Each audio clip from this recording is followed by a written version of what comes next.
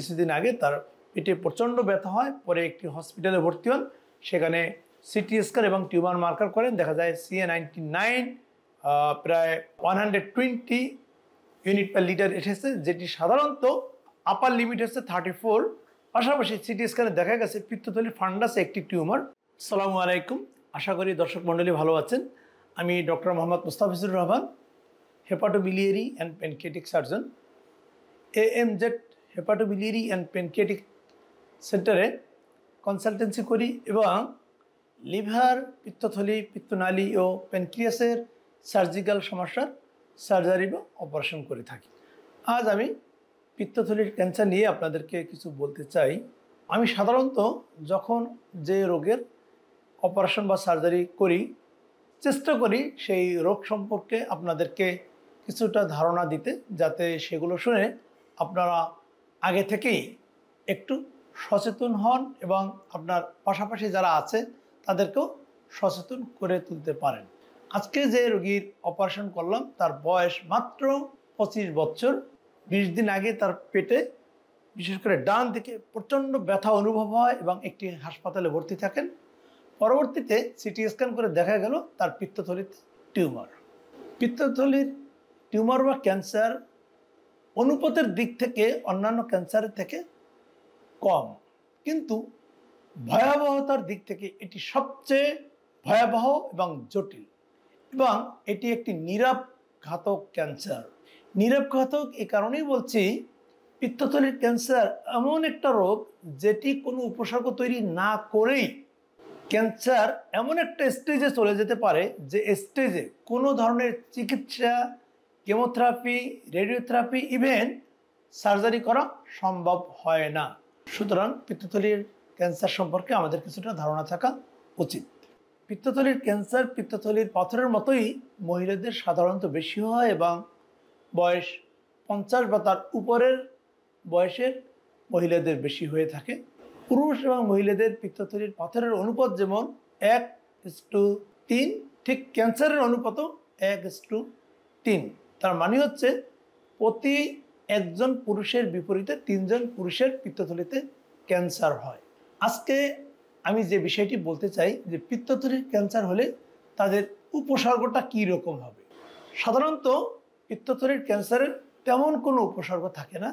বেশিরভাগ ক্ষেত্রে পেটের মাঝ বরাবর অথবা ডান দিকে হালকা ব্যথা অনুভব হয় এবং পিত্তথলির পাথরের যে উপসর্গ, অর্থাৎ ভারী খাবার খেলে পেটের ডান দিকে ব্যথা হয় এবং ব্যথাটা কাঁধ বরাবর চলে যায়। আর ক্ষেত্র বিশেষে পিত্তথলির ইনফেকশন হলে, বিশেষ করে পিত্তথলিতে পাথর থাকার ফলে যখন ইনফেকশন হয়, অর্থাৎ একুট কোলিসিস্টাইটিস, যখন রোগীর পেটের ডান দিকে প্রচণ্ড ব্যথা হয়, রোগীকে হসপিটালে ভর্তি হতে হয়, শিরাপথে ইঞ্জেকশন দিতে হয়, ঠিক এই ধরনের সিচুয়েশন নিয়েও রোগী আমাদের কাছে প্রকাশ পেতে পারে। তবে পিত্তথলির ক্যান্সার যখন 3 ধরনের সমস্যা নিয়ে হাজির হবে, যেমন রোগীর ওজন কমতে শুরু করবে, চোখ হলুদ হয়ে যাবে অর্থাৎ জন্ডিস দেখা দিবে, এবং পেটের ডান দিকে হাত দিলে একটা চাকা অনুভব হবে, তখন বুঝতে হবে পিত্তথলির ক্যান্সারটা একটি অ্যাডভান্স স্টেজে চলে গেছে, যে স্টেজে সাধারণত তেমন কোনো চিকিৎসা নেই। খুব সংক্ষেপে বলতে গেলে পিত্তথলির ক্যান্সার সাধারণত পিত্তথলির পাথরের উপসর্গের মতোই হয়। পেটের মাঝ বরাবর অথবা ডান দিকে হালকা ব্যথা অনুভব হয়, মাঝে মাঝে অ্যাকুট কোলিসিস্টাইটিস অর্থাৎ পিত্তথলির পাথর দিয়ে পিত্তথলির যে ইনফেকশন, ঠিক সে আকারেও প্রকাশ পেতে পারে। সুতরাং আপনাদের পরিচিত কারো যদি পেটের মাঝ বরাবর অথবা ডান দিকে ব্যথা অনুভব হয়, আপনারা সাথে সাথে আপনাদের নিকটস্থ একজন চিকিৎসকের সাথে সাক্ষাৎ করে পরীক্ষা করিয়ে নেবেন। সাধারণত তারা প্রথমেই পেটের একটি আল্ট্রাসোনোগ্রাম দিয়ে থাকবেন। আল্ট্রাসোনোতে যদি পিত্তথলিতে পাথর অথবা টিউমার থাকে, অনেক সময় শনাক্ত হয়। পিত্তথলিতে টিউমার বা ক্যান্সার থাকলে বেশিরভাগ ক্ষেত্রেই 2 ধরনের টিউমার মার্কার পজিটিভ বা বেশি থাকে, সেটি হচ্ছে CA-99 এবং CEA অর্থাৎ কার্সিনো এমব্রায়োনিক অ্যান্টিজেন। অনেক সময় এই টিউমার মার্কার বেশি নাও থাকতে পারে, তবে অধিকাংশ ক্ষেত্রেই এই টিউমার মার্কার দুটি বেশি থাকে। যখন কারো পিত্তথলিতে টিউমার বা ক্যান্সার শনাক্ত হয়, তখন চিকিৎসকগণ সাধারণত আরও বেশি ইভ্যালুয়েশনের জন্য পুরো পেটের সিটি স্ক্যান দিয়ে থাকেন, অর্থাৎ টিউমার বা ক্যান্সার কি শুধুমাত্র পিত্তথলিতে আছে না পেটের ভিতরে কোথাও ছড়িয়ে পড়েছে সেটি দেখার জন্য আরও বেশি মূল্যায়ন করে থাকেন, আরও বেশি পরীক্ষা নিরীক্ষা করে দেখে থাকেন। যদি পিত্তথলির ক্যান্সার আর্লি স্টেজে থাকে সাধারণত প্রথম চিকিৎসা হচ্ছে পিত্তথলির টিউমারের সার্জারি করিয়ে নেওয়া। এখানে একটি মজার বিষয় হচ্ছে পিত্তথলির টিউমার বা ক্যান্সারের সার্জারি অর্থ হচ্ছে পিত্তথলির সার্জারি নয়। সাধারণত অন্য কোনো একটি অর্গানে ক্যান্সার হলে চিকিৎসা হচ্ছে সেই অর্গানটুকু বা অর্গানের অংশবিশেষ ফেলে দেওয়া। যেমন যদি কোনো কিডনিতে ক্যান্সার হয় সাধারণত সেই কিডনির অংশবিশেষ অথবা পুরো কিডনি ফেলে দেওয়া হয়।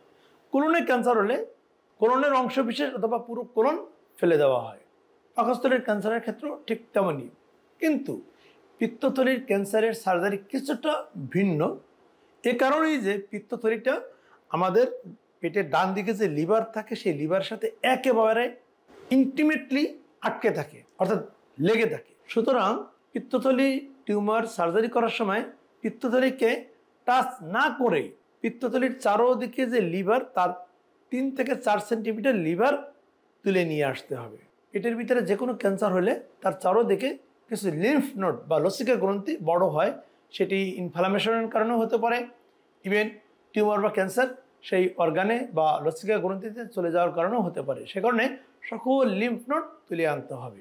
তাহলে সোজা অর্থ দাঁড়াচ্ছে পিত্তথলির ক্যান্সারের চিকিৎসা হচ্ছে লিভার সার্জারি করা, অর্থাৎ পিত্তথলির সংশ্লিষ্ট আশেপাশের লিভার তুলে নিয়ে আসা। আজকে আমি যে রোগীর অপারেশন করলাম, যেটি বলছিলাম যে কিছুদিন আগে তার পেটে প্রচণ্ড ব্যথা হয়, পরে একটি হসপিটালে ভর্তি হন, সেখানে সিটি স্ক্যান এবং টিউমার মার্কার করেন, দেখা যায় CA-99 প্রায় 120 ইউনিট পার লিটার এসেছে, যেটি সাধারণত আপার লিমিট হচ্ছে 34। পাশাপাশি সিটি স্ক্যানে দেখা গেছে পিত্তথলির ফান্ডাসে একটি টিউমার। এবার আপনাদেরকে একটু দেখাবো যে পিত্তথলির টিউমার আমরা কিভাবে কেটে নিয়ে আসছি অথবা কেটে আনার পরে অর্গানটা দেখতে কেমন দেখায়। প্রিয় দর্শক মণ্ডলী, আমার হাতে যে অর্গানটি দেখছেন এটি হচ্ছে পিত্তথলি, ঠিক তার উপরে দেখেন এটি হচ্ছে লিভার। লিভারের সাথে দেখেন পিত্তথলি একেবারে ইন্টিমেটলি যুক্ত হয়ে আছে। সুতরাং পিত্তথলিতে টিউমার বা ক্যান্সার হলে কিছু অংশ তার সংশ্লিষ্ট লিভারে থাকতে পারে। এ কারণেই নিয়ম হচ্ছে লিভার সহ পিত্তথলি কেটে আনা। আমরা দেখেন এই যে চারোদিক থেকে দেখছেন যে লিভার সহ আমরা পুরো পিত্তথলিটা কেটে নিয়ে আসছি। এটাই হচ্ছে পিত্তথলি ক্যান্সারের সার্জারি, অর্থাৎ লিভার সহ পিত্তথলি কেটে আনা।